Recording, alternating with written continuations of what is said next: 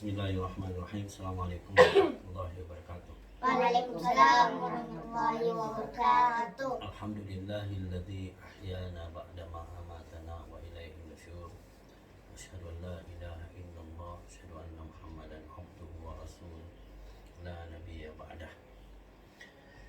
Wa qala Allah subhanahu wa ta'ala fil Qur'anil Karim wa huwa asdaqul qailin. Fa khalafa min ba'dihim khalfun adha'us shalah wattaba'us syahawat fa sawfa yalqawna ghayya illa man taba wa amila salihan fa ulaika yadkhulunal jannah wa la yuzlamuna syai'a. Sadaqallahul adzim. Jamaah subuh rahimakumullah. Puji syukur kita panjatkan kehadirat Allah Subhanahu wa taala oleh karena kita masih sempat melaksanakan ibadah kita. Salawat serta salam tak lupa kita kirimkan kepada baginda Rasulullah Nabi Muhammad sallallahu alaihi wasallam. Nabi yang menjadi panutan kita di dalam melaksanakan segala aktivitas sehari-hari kita.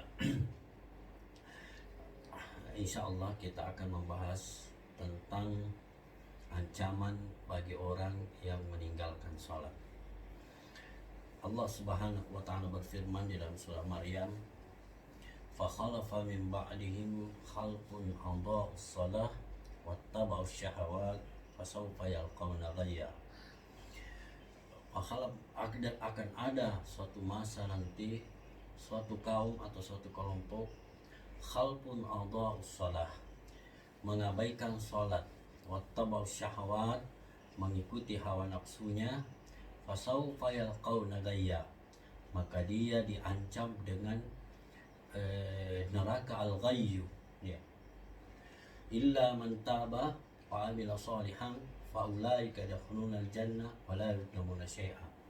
Kecuali orang-orang yang bertaubat dan melaksanakan amal-amal saleh, fa ulaika yadkhulunal jannah, maka mereka itulah yang akan dimasukkan ke dalam surga, wa la yuzlamuna syai'a, dan tidak akan mendapatkan siksaan padanya. Nah, ini memberikan gambaran penjelasan bahwa orang yang meninggalkan salat, di situ ada yang mengatakan mengabaikan salat, ada yang mengatakan suka menunda-nunda waktu salatnya, menganggap salat tidak wajib. Bagaimana ke mereka? Mereka diancam neraka al-ghayyu. Bagaimana ke neraka al-ghayyu itu? Di dalam kitab Durratun Nasihin memberikan penafsiran bahwa neraka al-ghayyu itu adalah salah satu jurang di neraka, yang jurang-jurang di neraka pun memohon perlindungan kepada Allah dari jurang al-ghayyu ini karena mengerikannya. Bagaimana mengerikannya? Karena kalau dibuang orang turun ke neraka, ke jurang al-ghayyu itu butuh perjalanan ribuan tahun untuk sampai ke dasarnya. Kita saja kalau lompat dari pohon turun ke bawah tidak cukup 3 detik, tapi butuh ribuan tahun kalau untuk sampai di bawah. Begitu dalamnya itu jurang al-ghayyu. Kemudian jurang al-ghayyu itu airnya sangat panas. Kemudian bau sekali, baunya busuk sekali. Sudah busuk, sudah bau, panas lagi, jauh lagi. Untuk siapa neraka jurang al-ghayyu ini? Adalah orang-orang yang suka mengabaikan salatnya, menunda-nunda salatnya, menganggap salat tidak wajib, dipaksa pi baru salat. Nah, makanya kita harus berusaha meninggalkan itu, meninggalkan perilaku-perilaku yang mengabaikan sholat. Terkait dengan ini, pernah juga suatu waktu ada yang mengatakan pada masa Abu Bakar As-Siddiq, pernah suatu waktu ada orang yang sudah mau disolati, orang meninggal dunia mau disolati, ya.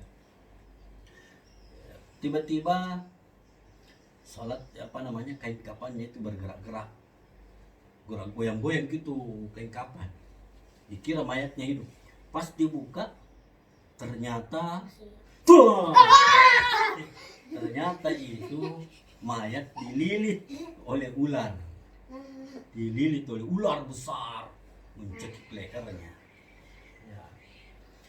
Sampai orang mau memukul itu ular, ada yang ambil kayu, berhenti orang salat, memukul.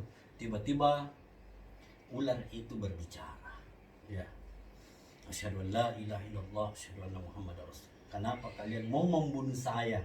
Sementara saya ini adalah utusan Allah untuk menyiksa jenazah ini. Sehingga orang bertanya, wahai utusan Allah, dosa apa gerangan yang dilakukan orang ini sampai tiba-tiba mendapatkan siksaan seperti ini. Sehingga ada yang menjelaskan bahwa salah satunya itu adalah tidak melaksanakan sholat. Ya. Di dalam kisah lain pernah ada suatu waktu seorang anak muda datang kepada Rasulullah. Ya Rasulullah, bapakku meninggal dunia dan tidak ada yang mau mengurus jenazahnya. Ya. Sehingga Rasulullah mengutus Umar dan Ali bin Abi Thalib. Ketika pergi ke sana untuk mengurus, la haula wala quwata illa billah, ternyata mukanya bapaknya itu muka babi. Ya, mukanya hitam kelam, muka babi. Nah, kemudian kembalilah Umar dengan Ali. Ya Rasulullah, pantas tidak ada yang mengurus jenazahnya itu bapaknya. Kenapa? Mukanya berubah jadi muka babi. Kemudian Rasulullah bertanya kepada anaknya, orang meninggal ini, mengatakan, wahai pemuda, kira-kira dosa apa yang dilakukan bapakmu sampai dia seperti itu?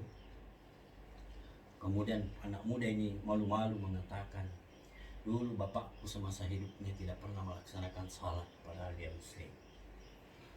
Ya, jadi orang yang tidak salat meninggal dunia, maka kelak di akhirat itu mukanya seperti babi. Nah, kemudian Rasulullah mendoakan agar supaya mukanya kembali seperti semula, dan kembalilah mukanya seperti manusia biasa. Kemudian dimandikan, dikafani, disolati. Ketika mau dikuburkan, berubah kembali wajahnya seperti muka babi.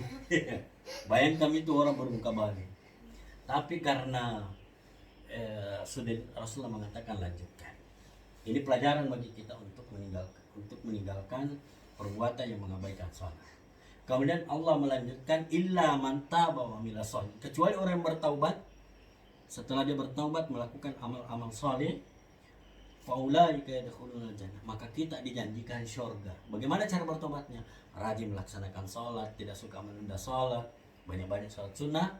Kemudian wala yutlamuna syai'a, dan Allah tidak akan memberikan siksaan, tidak akan memberikan kesalahan. Jadi kesimpulannya adalah kita harus memperhatikan sholat 5 waktu kita, jangan kita mengabaikannya. Kemudian yang kedua, kalau kita pernah begitu, kita bertobat kepada Allah. Lebih dan kurang dimaafkan. Allahumma waffiq ila aqwamit thariq. Wassalamualaikum warahmatullahi wabarakatuh. Waalaikumsalam warahmatullahi wabarakatuh.